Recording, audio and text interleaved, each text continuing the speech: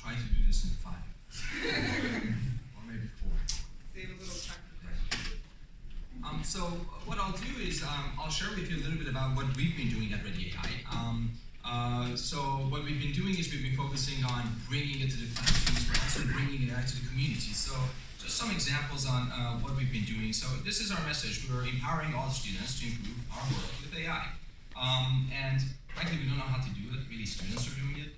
But the first thing we did back in 2018, we tried to kind of unpack, how do we unpack or unbox AI for schools, for the community, and we thought we should go with the plug version of it. So it's not just good enough to have robots and in a way to have access to them, but there's an intimidation factor. But if we can show it, at least receive it to the teachers, to the community, that we can unpack it, unbox it for you, there's going to be more interest in it. That's what we did. We also have something called WACI. WACI is a World Artificial Intelligence Competition for Youth. We've been running it for 2 years, and there are regional chapters that are being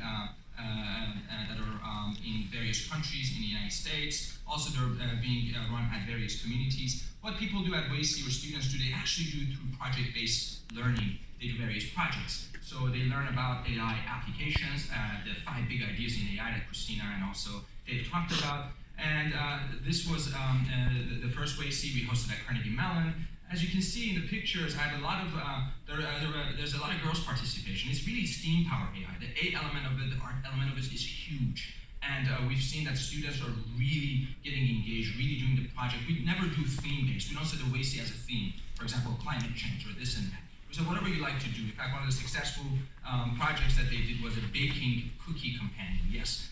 They use a Cosmo robot to detect a face, which is a sad face, and they go bake cookies. And actually, it won one of the prizes that we had. So these are the examples of the WACI competition in 2018. The children, as you can see, K-12 are competing. These are the judges. The judges are not coming from just the AI community. They're coming from actually the broader community. We want others to be involved. Policymakers, city council members, architects of the community to kind of be involved in the process. So these are some pictures of the students, obviously also getting frustrated at the WACI competition. Actually, part of it is sometimes things don't work out, and there's a huge value in teaching kids about failure as they're dealing with technology. And actually, for us, it's entertaining. For them, it's frustrating, but they get it after all. So the idea behind it is for this not to be a competition. The idea behind this is actually to be for this to be a conversation or a platform or just have fun. So the past 2 years, our average participation in WACI has been roughly around 46% girls. So we like to keep it about somewhere between 50 or 50 above. So we're very proud of that. Looking at the grading rubrics, we're not just looking at the technical skills. We're looking at non-technical skills. I like to call it the Oscars of the AI for K-12. You know, graphic design, best audio, best storyline, this and that. We also think we should get involved in the community. When we say K-12, we typically think about the classrooms. So Boys and Girls Club is one of the places we piloted, and peer-to-peer education really worked big time. We also teach it in the communities, such as libraries and mosques, synagogues, churches. 2 big problems we've seen in the past 2 years when it comes to AI education. One is time to classroom. There's a huge bureaucracy. I don't care whether it was a private school or a public school. There's a huge time to classroom issue that we're facing with. So the question is, that's a question for all of us, how do we reduce this time to classroom? And the other one, obviously we talked today about it, is the lack of diversity and how do we approach it. So we thought about Andrew Carnegie. Andrew Carnegie had an idea of palaces for the people. That's a 19th century social infrastructure. Yes, our libraries, are we taking advantage of that? Well, we should, and at least when it comes down to AI education, we should, and we should big time. This is a picture of Pittsburgh. My neighborhood is up there, is East Liberty. It's one of the less fortunate areas in Pittsburgh. So what we did is we decided to kind of take a look at all the public libraries in Pittsburgh, and we looked at the foot traffic. We have about 2.5 million people foot traffic in the libraries of Pittsburgh. That means average resident is visiting the library 8 times per year. We got an opportunity. We actually teach AI in those social infrastructures. So this is our plan for 2020, 10 libraries reaching these many students. Pittsburgh Public School has about 24,000 students right now at the K-12 level. So we thought that's a good idea to go about it that way. Teachers training, Cynthia talked about it. It is huge. You guys cannot ignore. We cannot ignore the teachers. We have to. There is no priesthood of AI or roboticists or AI scientists. You have to be engaged with the teachers.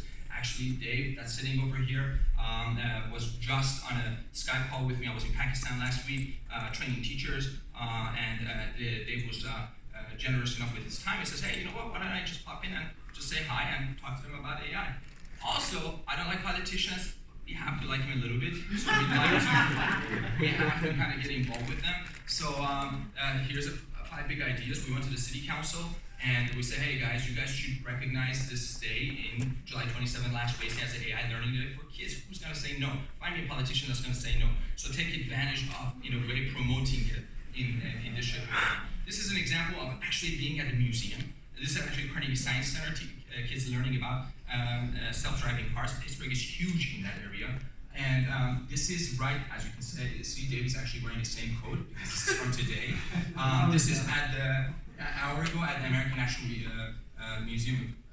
History Museum, where Hunter College students actually did AI projects, project-based learning with Cosmo and Calypso, and they were presenting what they were doing. This is what Cristina was talking about, AI exchanges with China. I think other countries should have these, if you will, AI for K-12 committees, and we should actually encourage that. We also have something called ReadyAI Lab.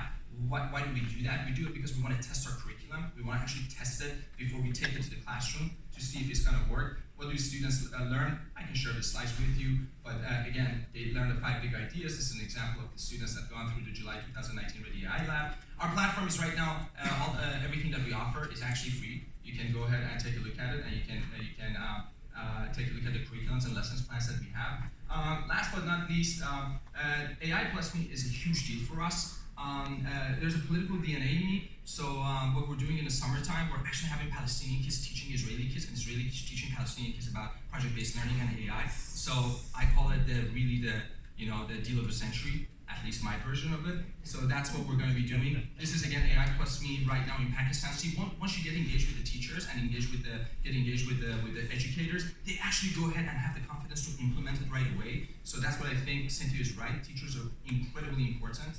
So again, this is because of Dave's training last week. One problem that we are faced with, I'm going to go fast over here, I said 5 minutes, it's 6 minutes, but we don't know the answer to this. We need your help. We need to develop some sort of AI competency. We don't know how to do it. States like Pennsylvania are doing Future Ready Index. They don't even know how to measure it, but they came up with the index. But we think we should have somehow, in some shape or form, to be able to measure or assess what these kids are learning and how they're learning it. And we've done it with our courses in this way. Again, this is not the best way. This is just to get the conversation started. And we look forward to for you to get engaged and work with us and frankly, learn together to see what we're going to do to grow the